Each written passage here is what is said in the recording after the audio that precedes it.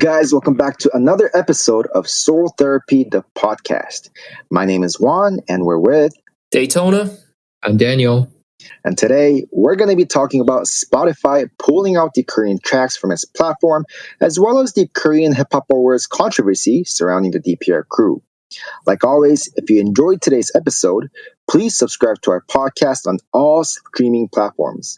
And for more contents, please go and follow us on all socials at Seoul_Therapy. Now, first up, we're going to be talking about Spotify pulling out the Korean tracks from its platform. And for those of you guys who are not familiar with it, basically, Spotify is having an issue with one of their Korean music platform, Kakao M, and they basically took down a lot of the popular Korean tracks from its platform as they have yet to resolve the issue. Now, Daniel, Daytona, you guys are aware of the issue. What do you guys think? No one likes this, I guess. For sure, for sure. Like, who was liking this? Yeah. Like, why? Like, why are always like these distributors and platforms? Mm-hmm. To be frank with all of you listening to this podcast, like, why are they keep fucking on my playlist? You know what I mean? they keep fucking on my music. Like, leave us the fuck alone is what I'm trying to say here. Like, yeah. Who have you missed so far? Yeah. Who disappeared? Yeah. Like, there has been lots of controversy regarding music platforms in Korea. Like, there were talks about machines, like, ranking up streams. Like, everything was a mess here. And when people heard that Spotify was going to come into Korea, it was pretty welcoming. Because, for example, not many people in Korea know that Spotify is not exactly a moral company. Mm-hmm. So we were just like, man, these big dudes are coming in, and finally we're going to get these incompetent Korean music platforms they're going to go out of business. And we kind of welcomed that because they were doing such a bad job, and we wanted a competent platform. Mm-hmm. And people were very hyped up about it. And then when it finally happens, like, has it been like 2 weeks, 3 weeks since the service started? Very short. Yeah. And this happens where you can't stream the music on Spotify because, like, the companies wouldn't let up their, I guess, some intellectual property issues. Yeah, that's tough. How do you feel about this, Daniel? I mean, you're from California right now, right? Yeah. To be quite honest, when I first heard about this news, I was kind of shocked, but I was confused at the time too, because I didn't know if this issue was regarding just Korea or if it had to do with the whole world, you know?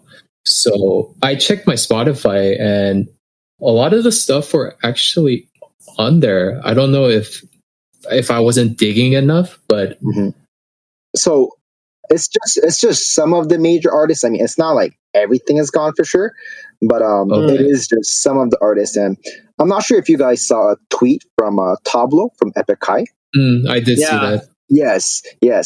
Basically, I mean, Epic High just released a new album very recently, and I'm sure he was frustrated about this as well. And in his tweet, he said, our album is unavailable globally against our will, regardless of who is at fault. Why is it always the artist and the fans that suffer when the businesses place greed over art? And honestly, I thought he was just speaking the truth right there. Yes. Yeah. He was preaching to the masses, man. He was preaching. Yeah, I thought it was really refreshing and very, very good that Tablo stood up and he said something about this, because at the end of the day, art is important as well. Money is important, but money comes and goes, right? Yes. Well, when it comes to music is something that's universal and something that's beautiful, and people can relate to artists' music. And for Kakao to just remove the famous artist's music in an instant, it almost creates a dissonance. It does a disservice to the people, because the artists are making for the fans. It's for them to listen to and to really empathize or sympathize with the artist. But right. Just to blatantly take out the music, because of licensing issues, I just feel like at the end of the day, it's disrespectful, but at the same time, it shouldn't happen like that. Mm-hmm. So I've actually like dig deeper into this issue. From what I saw, like Kakao is actually blaming Spotify right now, saying that Spotify is the one that's not renewing the global contract. And reason why it's like a little complicated is because now that Spotify is in Korea, it means that they are competing with Kakao as well, because Kakao owns the Korean music platforms like Melon, etc. Melon. You know? Yeah. Melon. So yeah, Melon, that's the one. That's the main one, right? So with that being said, that's why it's Kakao M. Yeah, there's like a huge conflict of interest right there. And honestly, has it been resolved yet? I don't think so, right? No, it's I don't not. think so. Yeah. I'm not sure because I don't use Spotify, but right. I think some music is operational and some right. So to be real, like with all that going on, I'm not quite sure if it's exactly going to be, restored within a short period of time. So yeah, I'm actually looking at the list of artists that were, deleted from Spotify. And coincidentally, one of them is actually DPR Live, our next topic. Yes. Yeah. So that's a huge coincidence. But yeah, I mean, do you guys like DPR Live's music? Oh, I think it's great. You guys I reviewed it positively too in my review. So yeah, definitely. The latest album? Is Anybody Out There? Yeah, I gave that. Yeah, that album a good score. It was a very nice album. For me, I love the album, but let me go back to this issue real quick. Do you guys remember when Simon Dominic and Loco, like their image was on the Spotify kind of the advertisement? Oh yeah, I think I saw it somewhere. So, if you haven't. There was like an advertisement for Spotify and Simon Dominic, Loco, the AOMG image was on there. And I just think this whole, licensing issue is embarrassing just because if you're going to release the music, just release it and just get it over with. We don't need to go back and forth, who's at fault here or who's done what wrong. And it's just embarrassing.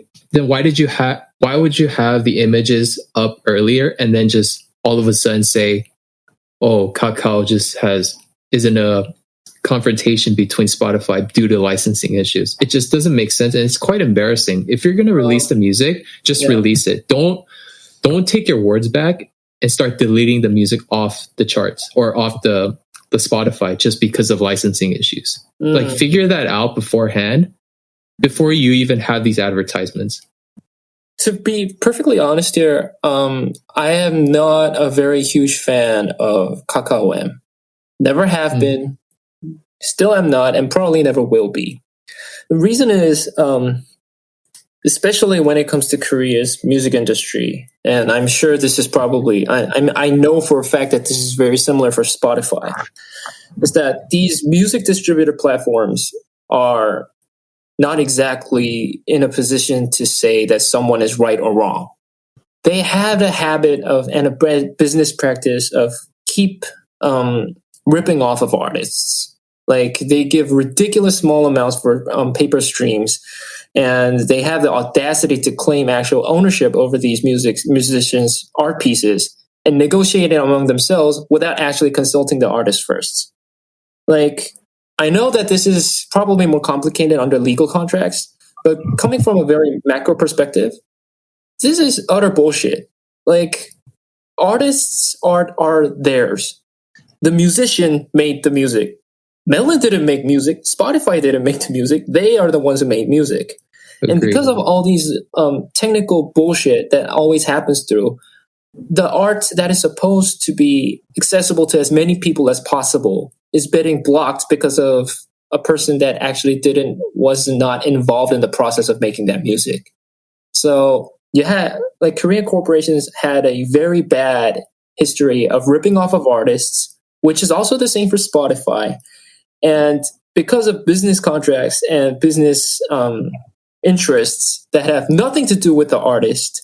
It is the person and the artist and the fans that are paying for this. Like, we pay for your services, right? We pay for Spotify, we pay for Melon. And if you pay for them and cannot hear the music, they're not upholding their end of the contract when it comes to consumer relationships. So all this being said, the problem about this whole shenanigans is that not because of legal technicalities, not because who licensed what, who has this, who has ownership of this. The biggest part of this is that they are not fulfilling the contract with their consumers. We are paying your platforms, we're paying these platforms to listen to the music we want to, and they blocked it out. This is just not professional. This is going straight against professionalism. And in a capitalist society, if you're not professional, you deserve to be you deserve to be destroyed. Like, this is a classic case of corporations fucking over consumers because they know they can. They don't care about art. They never did. But we always knew that. But even going further, by all of this putting together, they're not just fucking up the artists. We have to know that they're fucking us over. They're practically saying, fuck you to the consumer. We should not put up with this. There should be some kind of, what do you call it in English? Repercussions, right? Yeah. Yeah. We need some sort of repercussions every time this kind of bullshit happens. This has happened way too many times. This happened with Apple Music. This happened with Melon. This happened with Genie Music. The only platform that I didn't have this problem with was Naver Vibe, which is the reason I'm kind of using it. And it's just, I'm tired of this. This has happened for like the entire span of my review career. And every time something like this happens, like, I have to suffer for it. Like, stop this. Like, I know you people are not listening, and the corporate people like are not listening to this podcast. But if you are, please stop this. Is what I'm saying. I don't care about these technicalities. Just stop this. Like, I'm paying you, and you're not giving back the service you promised me. Stop. I hear you. I feel the pain. Oh man, I really didn't want to rant, but every time this subject comes up, I'm just No, you are representing many platform users out there. I'm sure many people feel just like you. Back to the whole DPR. So DPR Live was one of the artists that was taken out from Spotify due to its controversies or issues with the Kakao M. And, the DPR crew is actually having its own separate issue with the whole Korean Hip Hop Award controversies. Are you guys aware of that part as well? Yep. Yeah. I wasn't, but then I knew, yeah. Yeah. So just to give like a little bit more background, basically, a DPR crew was part of the Best Music Video of the Year award candidacy for 2020 Korean Hip Hop Awards. And unfortunately, Higher Music's The Purge won the Music Video of the Year award. And there has been a lot of talk about it, right? So what do you guys feel about that? Yeah. Well, for me, I wasn't aware of this until I saw it or I heard from it from, my boss. And it's I don't know, it's kind of difficult to talk about this just because I didn't know what fully went down. But from the general summary, I thought it was, I'm trying to be, neutral here. I don't want to go one way or the other because I thought both music videos were amazing. However, in my heart, I wanted DPR's music video to win just because it had the balance of both the music video and the aesthetics. It gave a very thematic experience, like kind of like that theater experience, that movie experience. And, at the end of the day, if Higher Music did, obviously they did win the award for it. I'm happy with that as well, just because I thought that Purge music video was amazing. It was straight a music video. So, and it was very gritty, very dark, and it represented the title of the song really well. So, from that perspective, I didn't see too much of a problem, in my opinion. But I did want to see a new artist take the award. So from that perspective, there was a little bit of, debate that could have been started. But for me, at least, if one or the other had won, I would have been fine either way. I would have not been angry about it. But again, since, we always want new artists winning, different categories, different awards, I'm a little, sad a little bit, just a tiny bit, but hey, Higher Music won it. They deserve it just for the amount of work that they've been putting in last year. So kudos to both artists. What do you think, Daytona? Like, I guess Daniel already covered like the what do you call it? The actuality of this situation, like comparing the two music videos and stuff. But coming off of a more bigger perspective here, I think it's perfectly fine for artists have to be vocal about dissatisfaction with like award shows. Like, it's perfectly normal for an artist to do that. If you think you're being underrepresented, if you think you're being not given the credit you deserve, speak out about it. And I think that is perfectly within the right of an artist to do so. Like, I know this whole thing was not even DPR Live's actual statement. I think it was he retweeted or put it up on an Insta story, something that a fan said about him being underappreciated in the award shows. So I'm not really sold on if DPR Live really actually feels like it, although it kind of does seem like it. And you know what I'm talking about, right? Yeah. Like me as a contributor on the platform that actually planned this award show, it is not actually easy to appreciate every artist on the platform, even if we want to, because there are limited spaces when it comes to how many albums you can nominate, how many videos you can nominate, like how many songs you can nominate. This wouldn't have been a big problem if there had been more award shows, I guess. The same thing is going on with the States. Last year, this year actually, it's this year's Grammy, right? Like, The Weeknd didn't get a nomination, right? And it was regarded as one of the biggest snubs in Grammy history. Like, the reason that kind of stuff happens is because the Grammy is too centralized. Like, there should be similar award shows like the Grammys with equal importance. For example, if people saw like the Britain's Mercury Prize as just as important as the Grammy Prize, Grammy Awards, it wouldn't have been such a problem, because it is impossible for an artist, for like a caliber of an artist like The Weeknd, to be ignored in every award show. Like, he is going to get nominated somewhere, even if it's not the Grammys, right? So he gets. Same thing here. We need more award shows. Like, I know Korean Hip Hop Awards, and there's also, I don't know how they speak it in. I don't know the English term for this. There's also something called the Han국 대중음악상, which is the Korean mass. A direct translation would be Korean pop music award show. So that's an award show that does not only exclusively with hip hop, but the entire scape of the musical scene in Korea. And these are practically the only two award shows that count. You know what I mean? Except the Melon Music Awards, like Mama and stuff like that. That's purely commercial. That is purely based on almost streams and netizen votes. When it comes to giving awards for the actual artistry by judgment of critics and something that regards music as a higher art form, these are the two only award shows that have actual meaning in Korea. We need award shows that are like just as important as Korean Hip Hop Awards. Like, for the States have the Source Awards, the States have different awards within the hip hop atmosphere, and we just have a single one.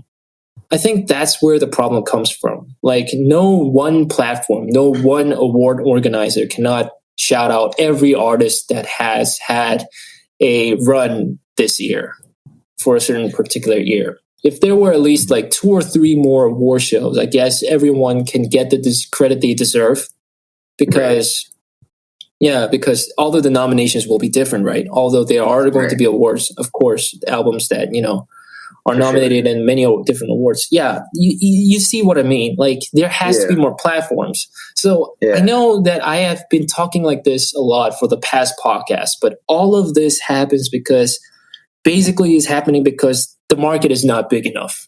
The market should get bigger for every individual artist that deserves the credit to actually get the credit.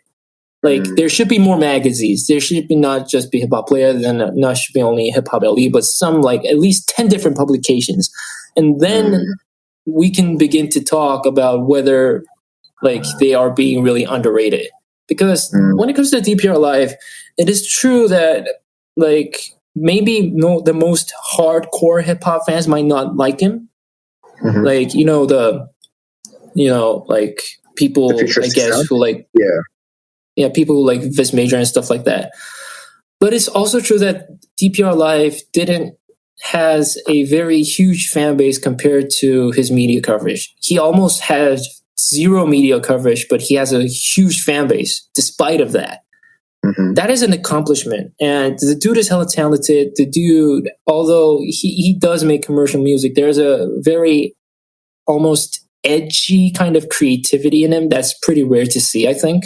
And he deserves the credit for that. And since like magazines like Hip Hop Player and Hip Hop LE are based on super hardcore hip hop fans, DPR might have been excluded because the netizens didn't vote for his nomination. You know what I mean? The netizens, like the people on the net that actually care about hip hop culture, not just a single artist. So this is just a very frustrating situation for me.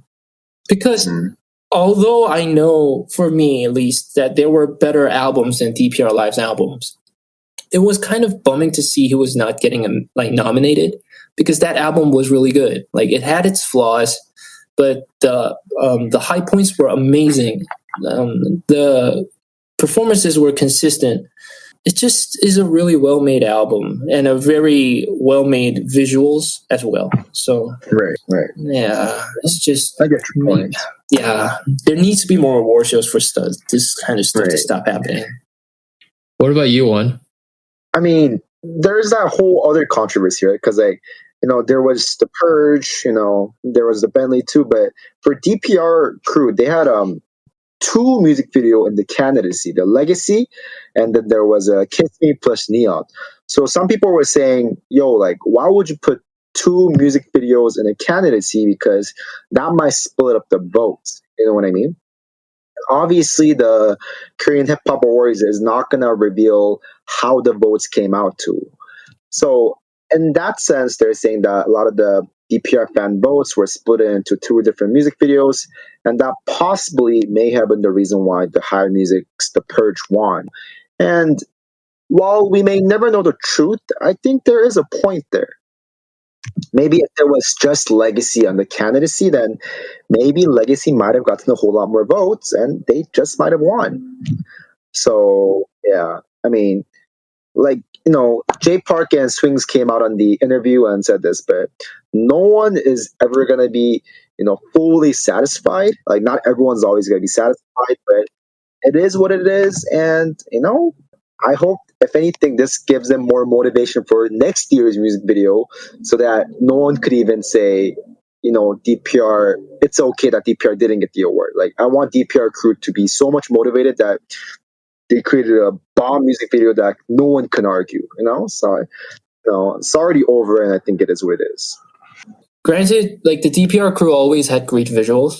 Like, it was one of, like, his, it was one of the reasons why so many people gravitated toward it. Right. Like, his visuals have been always consistently amazing. Like, from the start, it wasn't like he improved over time. Like, DPR had great visuals from the very beginning. That's always something that has been very, intriguing to me. Like, how do you start off so talented?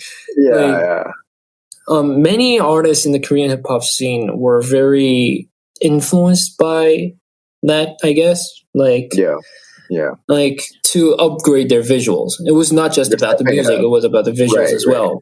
Like, of course, Like when I review records, I don't care about the visuals, but when it comes to marketing strategy, when it comes to having a great fan base, when it comes to selling your music, visuals are very important. Like ever since DPR, DPR is sort of almost a game changer. It's not like his videos are super like what do you call it? Challenging, I guess. It's not like an Omega Sapien video. It's not like a Bombing Tiger video. But when it comes to the quality of the visuals, when it comes to color comparisons, color contrast. Color contrast. Like he did, like, even if like to the most skeptics of the DPR crew, one thing you can never take away from them is they really changed the visual game here in Korea. Like that's a classic accomplishment. And maybe if there was a Korean Hip Hop Award back then when DPR started off, that would have been great. But this is like the third, I think, award. Yeah, I think I can definitely see why DPR felt underrated. Well, so as we begin to slowly wrap up our show, guys, is there any artist or a song that you guys are currently listening to and would like to share and recommend to our listeners? I think yesterday, was it, or two or 3 days ago, was International Women's Day. Yes. Shout out to all the women across the globe. Right, shout out. Yes. Power to women. And there's a very forward-thinking artist here in Korea by the name of Lim Kim. Lim Kim. Yeah, she's a female. She's a woman rapper, and she always was ahead of the curve. Like her Generation album. Like if you haven't, you have to listen to it. But that's not the track I'm going to talk about today. She released a track in celebration of International Women's Day. It is a very seamless hybrid of hip hop and Korean traditional music. The song's name is Mago. Yeah, it's a single. The song's name is Mago, and it was produced one of my favorite producers in the game right now. The producer's name is Malib. Do not be confused with Madlib. It's Malib, Of course. which is Maalib.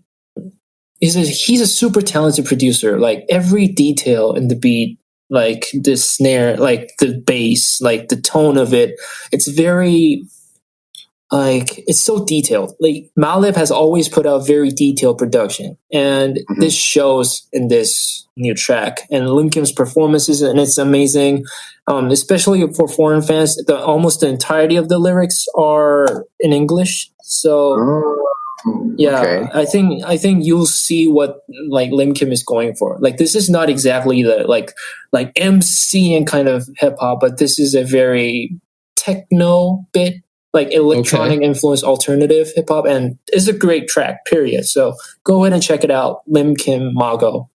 Sounds good. Sure. For me, I picked Don Mills 88. Ooh. And this is off of his first album called Young Don, and it was released in 2014, and it's produced by TK, who's also a producer in VMC. And the reason why I chose this is because, lately I've been needing of motivational songs, stuff that's very high energy, high octane. And I totally forgot that I had this song in my phone, and I was playing this over and over, and it just gave me this boost of energy, while I'm working or doing other things, and it just gave me this motivational feel to it. And I love Don Mills just because he has this unique tone. He's a big guy, he has a big stature, but his voice is very unique, and it's very interesting the way he flows on his songs. He has a really good cadence, and this song, it really talks about who he is as an introduction to the Korean hip hop scene, but also to VMC. So, and he was born in 1988. So I thought it was really clever with the wordplay that he has in the song. Adding on, I guess, a bit, like that 88 track you just talked about, like when it comes to, I think, Korean hip hop history, like that track is classic. Like for sure. Yeah, because no one actually did that kind of track before Don Mills. It was like this Chicago drill kind of like super hype, violent trap shit, and no one was actually doing it that much, but he was the first person to do it. Like I really think without Don Mills, like there wouldn't have been an educated kid or all these trappers out here. Oh, for like, sure. Yeah, Don Mills deserves that credit. Well, anyways, that's all the time we have for today. But please do comment and let us know what you think of the topics we went over today. And also, if you enjoyed today's episode, please go and subscribe to our podcast on all platforms. And don't forget to give us that 5-star rating. And of course, if you guys want more K-hip hop juice, please go check out my YouTube channel, Show Me the One, for more interesting contents. And also follow our social media pages at Seoul_Therapy. All right. Well, thank you guys and see you guys next time. Peace.